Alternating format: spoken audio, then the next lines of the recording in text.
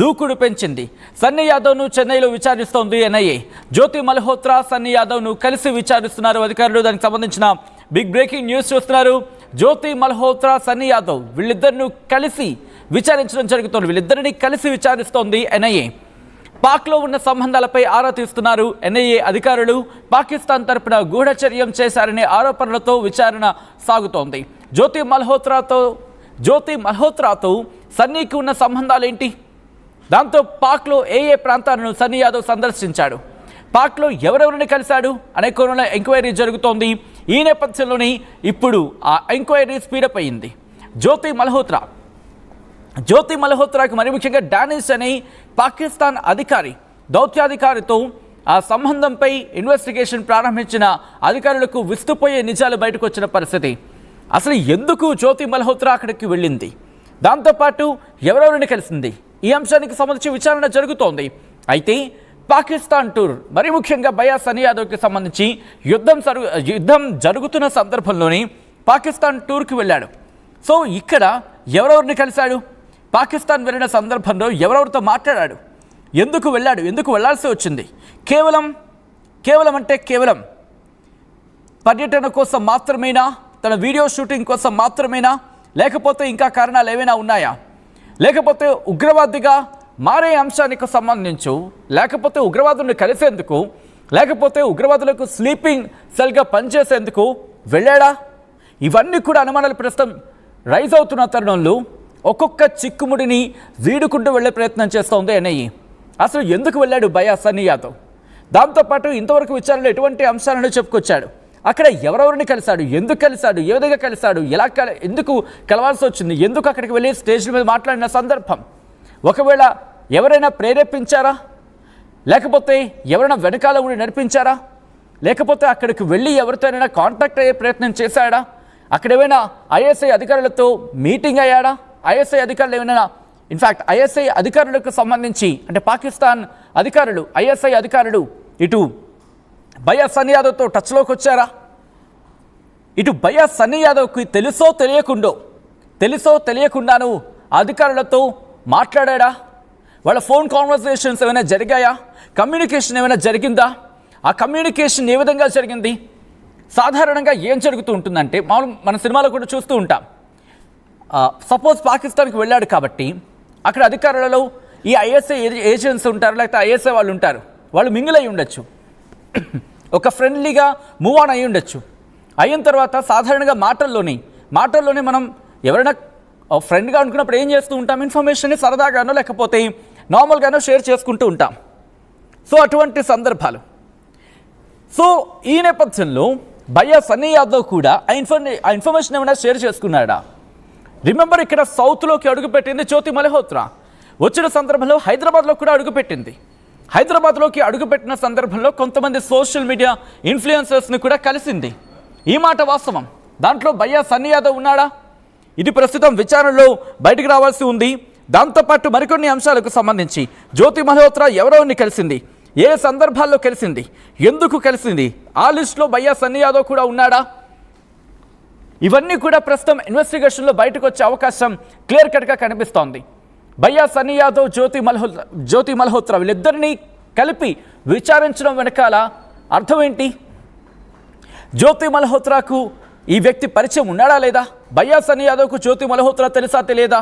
ఇలా అన్ని కోణాల్లో కూడా ప్రస్తుతం ఇన్వెస్టిగేషన్ జరుగుతుంది. మరి ముఖ్యంగా జాకీర్ నాయక్ పాకిస్తాన్లో నిర్వహించిన సభలో సన్నీ యాదవ్ పాల్గొన్నాడు. జాకీర్ నాయక్ ఈ వ్యక్తి మీకు గుర్తున్నాడా? భారత్ నిషేధించింది ఈ వ్యక్తికి సంబంధించిన సభలు కావచ్చు అవన్నీ. సో అటువంటి వ్యక్తి సభలో పాల్గొని మాట్లాడాడు. అఫ్కోర్స్ మాట్లాడిన సందర్భంలో తను ప్రశ్నించిన కొన్ని క్వశ్చన్స్ ఏవి జాతి వ్యతిరేకమైనవి కాదు. తను మాట్లాడిన ఆ మాటలు కావచ్చు, వ్యాఖ్యలు కావచ్చు, ఇప్పటికీ సమర్థిస్తున్న పరిస్థితి ఉంది. ఇంకా చెప్పాలంటే భారతదేశానికి సంబంధించి అక్కడ వేదిక మీద ప్రశ్నించాడు, భారతదేశం తరపున మాట్లాడాడు. బట్ ఇది నాణానికి ఒకవైపా? ఇప్పుడు చాలా క్వశ్చన్స్ రైజ్ అవుతున్నాయి. ఇది నాణానికి ఒకవైపా, లేకపోతే ఏం జరుగుంటుంది? జాకీర్ నాయక్ పాకిస్తాన్కి సంబంధించి మాట్లాడుకున్న సందర్భంలో అక్కడ మాట్లాడాడు, తెలిసి మాట్లాడా, తెలియక మాట్లాడా? ఎందుకంటే రిమెంబర్, ఒకటి కాదు రెండు కాదు, ఏకంగా 4.7 మిలియన్ ఫాలోవర్స్ ఉన్న వ్యక్తి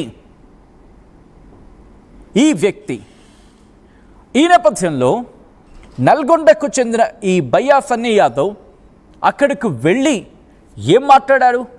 మరీ ముఖ్యంగా తను ఎంటర్ అయిన దగ్గర నుంచి బైక్ రైడర్గా తన ప్రస్థానాన్ని ప్రారంభించిన వ్యక్తి అక్కడికి వెళ్ళి అసలు ఎందుకు వెళ్ళాలనుకున్నాడు? ఇటువంటి సినారియోలో ఒక యుద్ధ వాతావరణం ఉందనుకున్నప్పుడు సాధారణంగా ఎందుకు దేశాల వరకు ఎందుకు ఒక ఇంటి గురించి మాట్లాడుకుందాం. ఒక ఇంట్లో గొడవ ఉందనుకో, ఒక ఇంటితో గొడవ ఉందనుకున్నప్పుడు ఆ ఇంటి గుమ్మంలోకి అడుగు పెట్టడానికి ఆలోచిస్తాం. అలాంటిది ఆ ఇంట్లోకి వెళ్ళాలంటే, ఆ ఇంట్లో వాళ్ళతో మాట్లాడాలంటే కోర్స్ ఆ ఇంట్లో ఒక 10 మంది ఉన్నారు. ఆ 10 మందిలో ఒక 2 వ్యక్తులతోనే గొడవ. కానీ మిగిలిన వాళ్ళకి సంబంధించి కూడా మనకి వెళ్ళినప్పుడు అనుమానాలు వస్తాయి కదా, అంతే కదా. సో ఇదే సిచ్యువేషన్ భారత్ పాకిస్తాన్ మధ్య ఉంది. సో పాకిస్తాన్లోకి అడుగుపెట్టిన క్రమంలో ఇప్పుడు అనేక క్వశ్చన్స్ రైజ్ అవుతున్నాయి. ఎందుకంటే ఇక్కడ భారతీయుడు అయ్యిండి అక్కడికి వెళ్ళిన సందర్భంలో ఏమైనా ఇన్ఫర్మేషన్ని పంచుకున్నాడా, వాళ్ళతో ఏం మాట్లాడాడు, ఇవన్నీ కూడా. మరి ముఖ్యంగా కాంట్రవర్షియల్ జాకీర్ నాయక్కి సంబంధించి జాకీర్ నాయక్తో మాట్లాడమే ఇంతటి ప్రస్తుతం ఈ సిచ్యువేషన్కి దారితీస్తుందా? ఎందుకంటే జాకీర్ నాయక్ గురించి ప్రత్యేకంగా చెప్పక అవసరం లేదు. అటువంటి జాకీర్ నాయక్కి సంబంధించి అక్కడ కలవడం, మాట్లాడడం, ప్రశ్నించడం, ఇక్కడ ఎందుకు ఇలా చేశాడు? మరీ ముఖ్యంగా దానికి ఏమైనా అమౌంట్ పే చేశారా జాకీర్ నాయక్ ప్రశ్నించిన సందర్భంలో? రిమెంబర్, ఈ క్వశ్చన్స్ అన్ని రైజ్ అవుతున్నాయి. ఇలా అనేక ప్రశ్నలు ఇప్పుడు సోషల్ మీడియా వేదికగా క్వశ్చన్స్ రైజ్ అవుతున్నాయంటే అర్థం చేసుకోవచ్చు. దాంతోపాటు ఇతగాడు జాకీర్ నాయక్ ఫాలోవరా? మరి ముఖ్యంగా ఎవరు? అది ఒక ఆర్గనైజింగ్గా మనకు కనిపిస్తుంది, ఒక ఈవెంట్ లాగే కనిపిస్తోంది. ఆ ఈవెంట్కు కొత్తగా ఈ వ్యక్తి వేదిక మీదకి వెళ్ళి మాట్లాడేటంతలా స్పేస్, స్కోప్ ఎవరిచ్చారు? అంతే కదా, ఇలా క్వశ్చన్స్ రైజ్ అవుతాయి కదా. ఇప్పుడు ఎవరో ఒక వ్లాగర్, వేరే దేశానికి చెందిన వ్లాగర్, అక్కడితో సరిపోలేదు, భారతదేశం మరి ముఖ్యంగా ప్రత్యర్థిగా పాకిస్తాన్ చూస్తున్న ఆ వ్యక్తి, అంటే ప్రత్యర్థిగా ఒక దేశానికి సంబంధించి ఒక దేశాన్ని చూస్తున్నప్పుడు ఆ దేశానికి చెందిన వ్యక్తి వచ్చినప్పుడు ప్రత్యర్థిగానే చూస్తారు. అటువంటి ఒక వ్యక్తికి స్టేజ్ మీదకి ఎందుకు రమ్మంటారు? నార్మల్గా ఆలోచించే ప్రయత్నం చేద్దాం. స్టేజ్ మీదకి ఎందుకు రమ్మంటారు? వచ్చిన తర్వాత మైక్ అందించిన పరిస్థితి. ఇప్పుడు ఇవన్నీ కదా క్వశ్చన్స్ రైజ్ అవుతున్నాయి. కేవలం తనకున్న ఫేమ్ కారణంగానే పిలిచారా? ఒకవేళ అలాగే అనుకుంటే మనోడు తెలుగు వ్లాగర్, అంతే కదా, భయ్యా సన్నీ యాదవ్ తెలుగు వ్లాగర్. అలాంటిది అక్కడ ఒక వేదిక మీదకి వెళ్ళినప్పుడు సందర్భంలో కోర్స్ తను క్వశ్చన్ చేశాడు. క్వశ్చన్ చేసిన తీరు కూడా అభ్యంతరకరమేం కాదు. ఇంకా చెప్పాలంటే భారతదేశానికి సంబంధించి ఒక దన్నుగాను, మద్దతుగాను తను ప్రశ్నించాడు, అంతవరకు బాగానే. But on the other hand, కాయిన్కి అదర్ సైడ్ ఏం జరిగిందనేది ప్రస్తుతం ఇన్వెస్టిగేషన్ జరుగుతోంది. మరి ముఖ్యంగా వాళ్ళ కుటుంబానికి సంబంధించి ప్రస్తుతం ఆందోళన వ్యక్తం చేస్తోంది.